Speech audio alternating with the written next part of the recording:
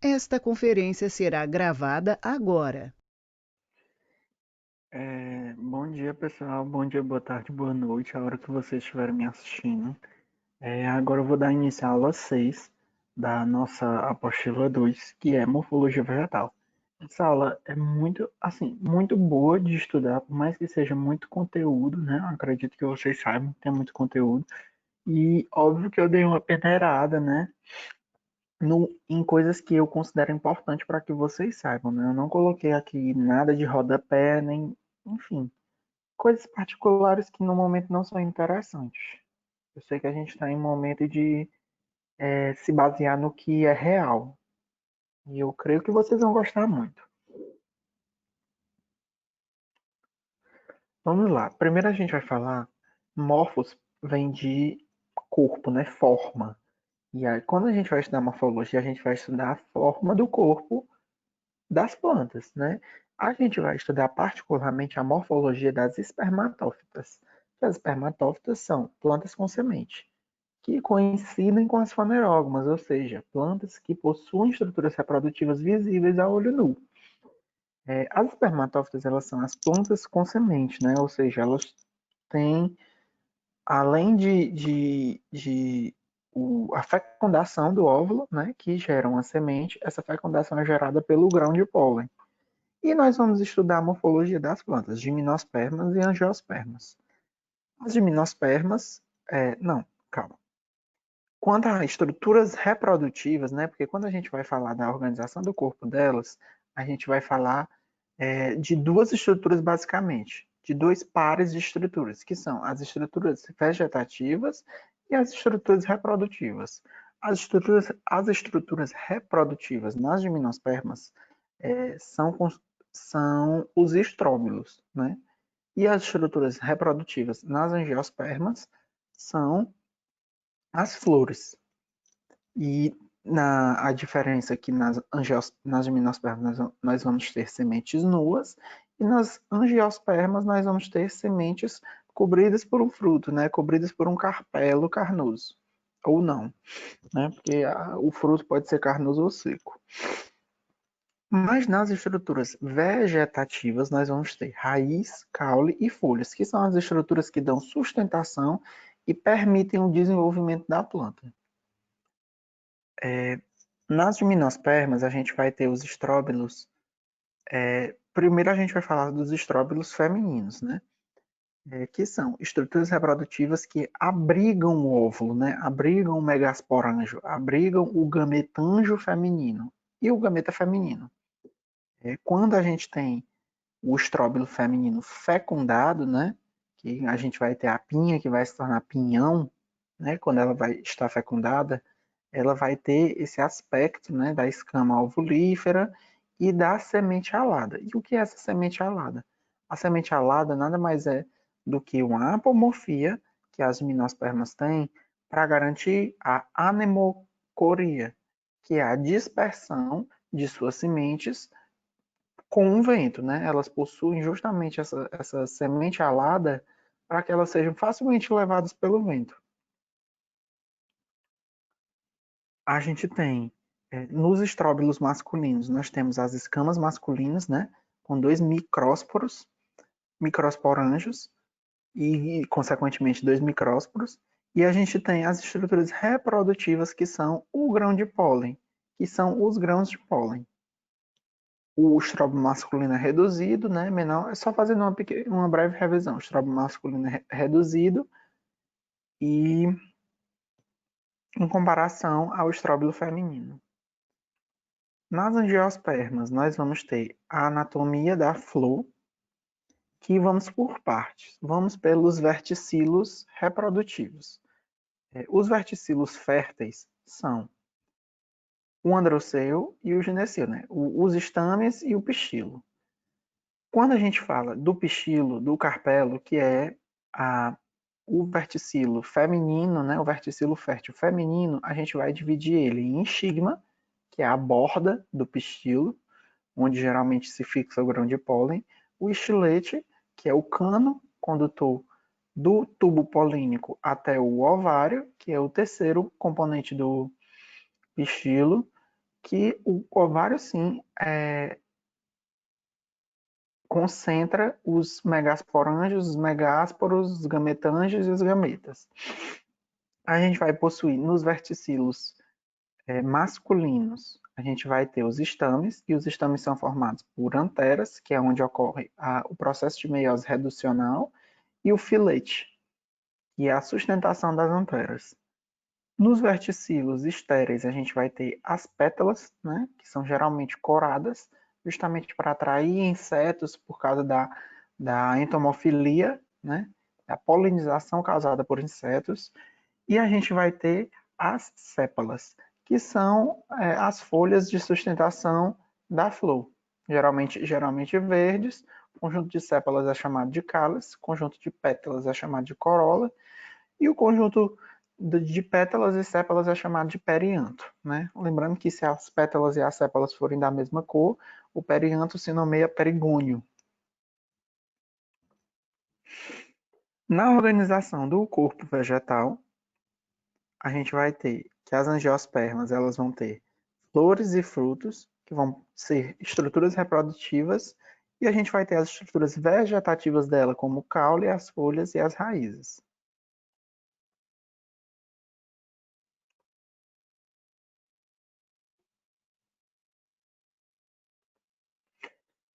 Nas partes da planta, nós vamos ter raiz, que se deriva da estrutura embrionária radícula, a gente vai falar um pouco mais sobre isso.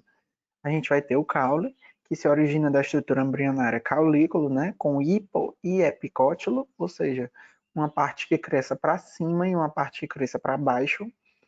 A gente vai ter a folha, a gente vai ter inflorescência, que nem todas as plantas possuem inflorescência, né? A gente vai falar um pouco mais sobre isso quando nós falarmos particularmente sobre flores. A gente vai ter a flor, o fruto e a semente. Aqui é mais elucidando sobre o desenvolvimento, né, de uma dicotiledônia. Nós vemos os dois cotilédones, o meristema apical do caule e sustentado pelo hipocótilo. O que acontece? O meristema apical do caule, ele vai ter uma função que vocês precisam aprender de agora em diante, que é, ele vai gerar a dominância apical. O que é a dominância apical? O meristema apical do caule, ele concentra uma quantidade absurda de auxina, que é um hormônio, né, um fito-hormônio, responsável pelo crescimento da planta. Pelo fato de ele concentrar muita auxina, ele faz com que todos os nutrientes da planta e todo o metabolismo da planta seja direcionado mais para ele, gerando assim a dominância apical, ou seja, ele recebe mais nutrientes, ele recebe mais fatores de divisão celular do que qualquer outra parte da planta. A gente vai ter como estruturas especiais as gavinhas, né? E, vixe, eu acho que foi pro fim. Só um minuto, foi mal. Na organização do corpo vegetal, a gente tem pontos que nós precisamos saber com toda a importância do mundo. O ápice caulinar. No ápice caulinar, nós vamos ter o meristema apical caulinar, que vai ser justamente esse meristema apical responsável por causar a dominância apical, ou seja, fazer com que esse ápice cresça mais do que os ramos laterais. E a gente tem as estruturas. O nó, né, que é a parte onde nasce a gemaxilar, que é onde nascem os ramos laterais, e o entrenó, que é a parte onde eu não tenho nós no caule. E na raiz nós vamos ter de importante os pelos radiculares, que vão gerar a zona pilífera, que a gente vai falar mais adiante. E esses pelos radiculares têm função básica de aumentar a área de absorção em relação ao solo. E a gente vai ter a coifa, que a coifa vai ficar responsável principalmente por evitar que a raiz sofra desgaste com o solo ao longo da sua fase de crescimento. Vamos falar sobre raízes. A raiz é a parte do eixo vegetal desprovido de folha, geralmente aclorofilado, cilíndrico, desprovido de nós entre nós ou gemas. Constitui um sistema subterrâneo adaptado às funções de fixação, absorção, condução e armazenamento, a depender dos parênquimas dela, mas sempre a raiz vai ter a função de absorção e condução. A gente vai ter partes da raiz. A gente vai ter a raiz, ela é dividida em 5 partes. O colo, né, que é a parte de transição com o caule. A zona de ramificação, ou zona suberosa, né, onde nascem as raízes secundárias, que nós vamos falar um pouco mais adiante. A gente vai ter a zona pilífera, que é a zona de absorção, né, onde nascem os pelos radiculares, que vão ficar responsáveis por aumentar a área de contato com o solo e aumentar o poder de absorção dessa raiz. E a gente vai ter a coifa, que é a parte responsável pela proteção, né, a capinha que protege a raiz do desgaste com o solo. Quanto à classificação das raízes de origem, das raízes, quanto à sua origem, a gente vai ter que uma raiz ela é principal se ela se originar da radícula, ou seja, da estrutura embrionária designada apenas para gerar a raiz. E a gente vai ter que uma raiz é secundária quando ela se originar da raiz primária, né, que é uma raiz lateral.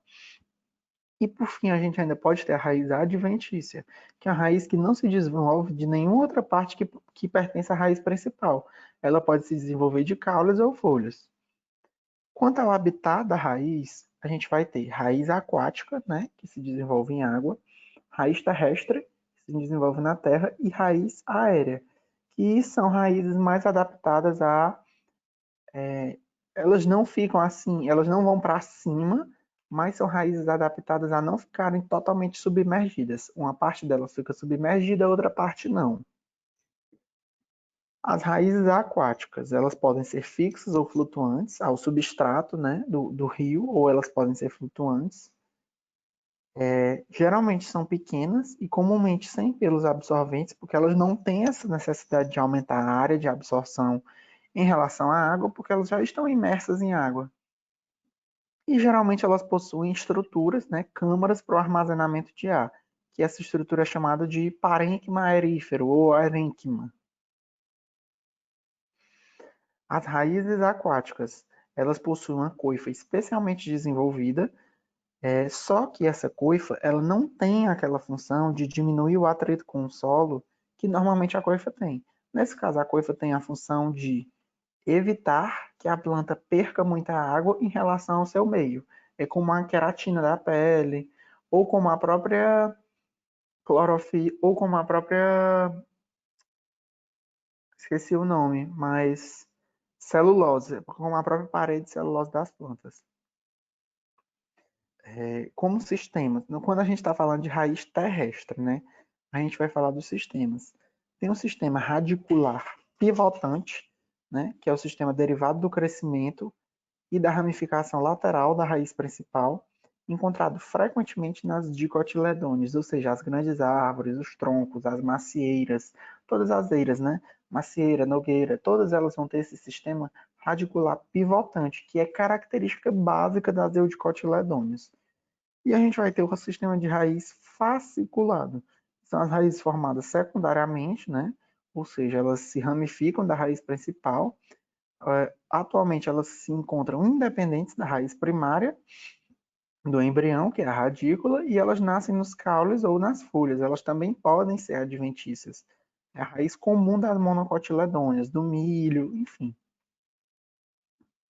E a gente vai ter as raízes tuberosas, que aqui eu vou ter que chamar a atenção de vocês, porque a raiz tuberosa, ela não é a mesma coisa que um tubérculo. A raiz tuberosa, ela tem a mesma função do tubérculo de armazenar amido, né? Ela tem um parênquima amilífero muito desenvolvido, mas ela não é. O tubérculo ele é caule, a raiz tuberosa é raiz.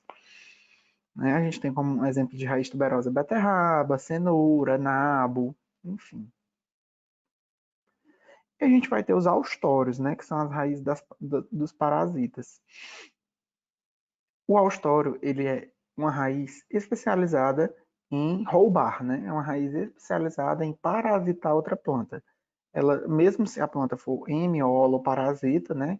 Hemiparasita que rouba apenas seiva bruta, consegue elaborar sua própria seiva elaborada, e as holoparasitas roubam tudo, seiva bruta e seiva elaborada. São raízes que conseguem adentrar nos tecidos da outra planta e se conectar diretamente ao floema ou ao xilema dessas plantas para absorver tudo o que elas precisam. Elas possuem essa estrutura de fixação chamado apressório, que é especializado em aderir à superfície da outra planta para garantir que eles fixem os austórios. E agora vamos conceituar as funções do caule. O caule, ele tem como primeira função suporte, né? Suporte mecânico para folhas, flores e frutos, para que elas não ficassem no chão. A gente tem que o caule tem uma função muito preponderante na posição das flores, porque o caule ele pode distanciar flores. Digamos que eu tenho uma planta que ela possui flores masculinas e flores femininas. Para eu impedir essa autofecundação, o caule ele pode exercer essa função de garantir que as flores masculinas nasçam mais embaixo e as flores femininas em cima, ou vice-versa, para que eu não tenha autofecundação e aumente a variabilidade genética. O caule também pode ter efeito na condução de água e sais minerais das raízes para a copa, né? Que isso é função básica dele. Ele também tem função de condução de açúcares, aminoácidos, hormônios e outros metabólitos. Pode ter a função de acúmulo de reserva de água, né? No caso das barrigudas, que tem um parênquima aquífero muito desenvolvido, pode armazenar água por meses e meses. E também podem ter estruturas de reprodução vegetativa, como os rizomas, que nós vamos falar em diante. Aqui a gente tem a estrutura básica, né, do caule, as gemas, os nós e os entrenós. E vamos lá, o caule ele pode ser classificado quanto à sua ramificação. Eu posso ter um caule indiviso, né? É um caule não ramificado, do tipo palmeira, por exemplo, ou um caule ramificado, né? Que possuam ramos laterais. No caso de um caule ramificado, eles podem ser divididos em monopodial ou simpodial. O monopodial é o seguinte: uma gema apical cresce e ela se torna o eixo principal da planta. O tronco grande da planta sempre vai ser relacionado com a gema apical. Ela exerce dominância apical sobre todos os outros caules. E os outros caules crescem ao redor, né? Laterais a ela, mas sempre respeitando a dominância da gema apical, como no caso dos pinheiros. Já no simpodial, eu tenho que várias gemas participam da formação do eixo da planta. A gema apical, nesse caso, ela não vai ter tanta importância, ou ela pode ter até sido retirada fisiologicamente, para garantir que vários caules e várias ramificações consigam formar o eixo da planta. Quanto ao crescimento, nós podemos ter o caule ortótropo e o caule plagiótropo. O que acontece? Esse crescimento ele fala da copa das árvores. Num caule ortótropo, eu vou ter que o crescimento da copa da árvore se dá de forma vertical, devido a estímulos luminosos, a estímulos do vento. Ele faz com que a copa da árvore, né, o arranjo das folhas, cresça de forma vertical. A gente pode ter também o caule plagiótropo, que é quando a copa das árvores cresce de forma oblíqua ou transversal em direção do estímulo. O estímulo, nesse caso, sempre vai ser o estímulo luminoso, né? Aqui a gente vai ter a classificação dos caules quanto à consistência, né? Que podem ser caules herbáceos, né? Que são caules flexíveis por apresentar poucas células lignificadas, sendo lignina aquela substância que após a morte das células causa um enrijecimento, dando aquele aspecto lenhoso. Eu posso ter caules sublenhosos, né? Que são caules semirrígidos, geralmente na base, mas quando eles vão chegando ao ápice, eles vão ficando mais herbáceos, né? Vão ficando mais flexíveis. E eu tenho um caule completamente lenhoso, que é o caule lenhoso, que é o caule rígido por apresentar grande desenvolvimento de células com paredes lignificadas.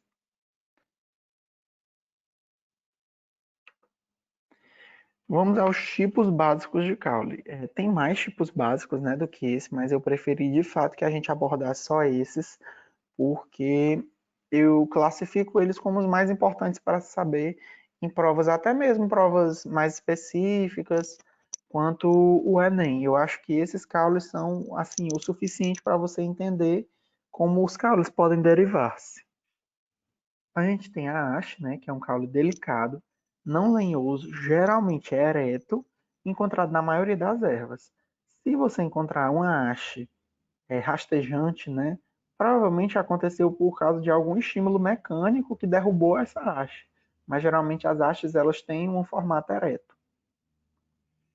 A gente tem o tronco, né, que é o tipo básico, caule aéreo, lenhoso e maciço, de estrutura secundária, ou seja, eu tive um câmbio que cresceu de forma horizontal, né, gerando floema, xilema, anéis de Malpighi que engrossaram o caule e formou-se um tronco, característico das árvores e dos arbustos. Eu tenho a estipe, que é o caule tipicamente das palmeiras, né, que é o caule cilíndrico, não ramificado, que apresenta uma coroa de folhas no ápice. Eu tenho o colmo, né, que o colmo é um tipo de caule que ele não possui um crescimento secundário grande, né, o crescimento lateral, o engrossamento do caule, ele geralmente possui mais crescimento primário, ou seja, crescimento apical. No caso dos colmos, eu posso ter o colmo cheio, né, que se relaciona com a cana-de-açúcar, ou o colmo oco, que é mais tido nos bambus, que é mais exemplificado nos bambus, né? É um caule muito bem dividido entre nó e entre nó, você consegue ver a divisão clara, e geralmente ele é ramificado desde a base. A gente tem o caule do tipo volúvel, né, que é um caule mais flexível, que ele se enrola a um suporte. Esse estímulo de enrolamento a um suporte é chamado de tigmotropismo, ou seja, quando uma planta se enrola, adequando-se a uma superfície, esse estímulo para ela se enrolar é chamado de tigmotropismo. A gente tem o estolão ou estolho, que é o típico dos morangos, né? Que eu tenho um caule que ele é emitido por uma planta, só que ele se mantém no nível rastejeiro, né? Ele rasteja, ele fica pelo chão mesmo. E em algum momento esse caule ele pode entrar, né, no solo e gerar uma nova raiz. Se esse caule entrar no solo e gerar uma nova raiz, ele pode originar uma nova planta daquela raiz que ele originou entrando no solo. Então ele pode se fixar gerando várias e várias outras plantas ao redor só por esse mecanismo fisiológico dele. A gente tem o rizoma, né, que é um caule de crescimento horizontal que possui catáfilos, que são as folhas escamiformes modificadas, né, que não tem um formato de folha, mas é um caule muito rico em gemas. E qual é a função básica desse caule? É garantir a reprodução vegetativa, ou seja, a reprodução assexuada dessa planta. Se eu cortar uma planta e ela tiver rizoma, o rizoma tem um número riquíssimo de gemas que podem vir a florar e gerar uma nova planta, como muito bem relatado no caso da bananeira. Só que essa reprodução vai ser assexuada, né? Eu vou gerar clones, não vou ter uma grande variabilidade genética, a não ser que ocorra alguma mutação. Então, não é assim uma reprodução ideal. Mas para a sobrevivência de espécies, isso acontece muito. Por exemplo, se eu queimar uma plantação de plantas com rizoma, eu posso queimar toda aquela superfície, mas em alguns dias, né, ou algumas semanas, as raízes o caule do tipo rizoma, ele pode brotar gerando novas plantas. E agora sim, a gente tem o tubérculo, né? O tubérculo ele não pode ser o caule principal da planta, mas ele é um caule grosso, né? Rígido, que possui uma grande quantidade de amido dentro dele, né? Que possui um desenvolvido parênquima mamilífero, que funciona como reserva. A gente tem o bulbo, que é típico da cebola e do alho, que é um sistema comprimido verticalmente, onde o caule provavelmente dito é reduzido a um disco basal, né? Que é um disco germinativo, do qual partem muitos catáfilos, ou seja, folhas modificadas densamente dispostas. E um bulbo ele é sempre um órgão de reserva, ele funciona como órgão de reserva. A gente pode ter um bulbo composto, como o alho, ou um bulbo simples, como a cebola. Enquanto às formas de vida da planta, a gente pode ter a planta erva, né, que é uma planta com um caule tenro, ou seja, flexível, não lenhoso, que não chega a viver mais de um ano. A gente tem o subarbusto, né, que é uma planta geralmente pequena, parecida com a erva. Ela é um pouco lenhosa na base, mas o resto é herbáceo. e ela geralmente consegue viver mais anos do que a própria erva. A gente tem os arbustos e as árvores, que são plantas lenhosas, né, com caules e ramos. A gente tem, separadamente, o arbusto. Ele não possui um tronco principal, mas vários eixos que aparecem do nível do solo. No caso da arvoreta, que é um meio termo entre o arbusto e a árvore, é uma árvore de baixo porte, né, que tem um tronco principal muito curto, e a gente tem a árvore, que é o tronco com ramos apenas na parte superior. Quanto ao hábito de vida delas, a gente pode ter também plantas epífitas, né, que são plantas que germinam e enraizam sobre outras plantas sem possuir uma relação de parasitismo. Elas têm essa relação de epifitismo, elas utilizam a altitude das outras plantas para se desenvolver, para ter maior acesso ao sol, mas elas conseguem extrair os seus próprios nutrientes sem precisar parasitar a outra planta. Ela apenas utiliza a outra planta como fonte de apoio. A gente tem as lianas, né, que são intituladas as trepadeiras, né, que conseguem se enrolar sobre outros suportes e se desenvolver sobre outros suportes por meio do tigmotropismo, mas as lianas verdadeiras, elas sempre possuem um contato com o solo.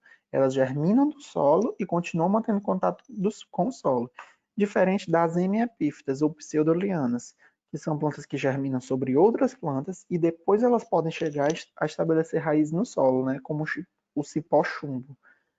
Mas às vezes elas também podem ficar uma vida inteira sem se desconectar do solo. A gente tem as plantas que crescem sobre rochas, né, que são chamadas de rupícolas. E a gente tem a classificação das plantas quanto à sua longevidade, né? Eu posso ter plantas anuais que realizam todo o seu ciclo vital dentro do período de um ano. Tem as bianuais, que realizam todo o seu ciclo vital dentro do período de 2 anos. Plantas perenes, que chegam a viver mais do que 2 anos.